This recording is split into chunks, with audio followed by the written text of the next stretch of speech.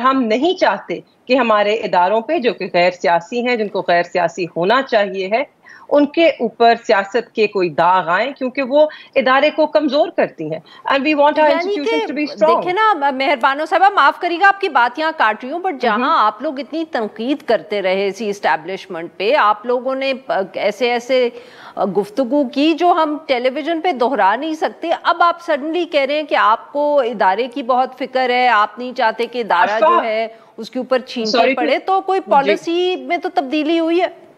नहीं, sorry to cut you short, तब भी जो भी हमने बातें की, आप बेशक उनको दोहरा नहीं सकती, मगर तब भी उनका जो मंतक था, जो उनके पीछे बुनियादी नुक्ता था, वो यही था कि आप सियासत में मुदाखलत मत करें। तो हमारा मौक़िफ़ नहीं बदला, हम आज भी वही कह रहे हैं। May be the semantics may have changed, but the point remains the same. Fundamentally हम आज भी वही कह रहे हैं कि आप सियासत में मुदाखलत मत कीजिए। जहां तक सियासत का सवाल है, उसमें आपका रोल न्यूट्रल होना चाहिए है।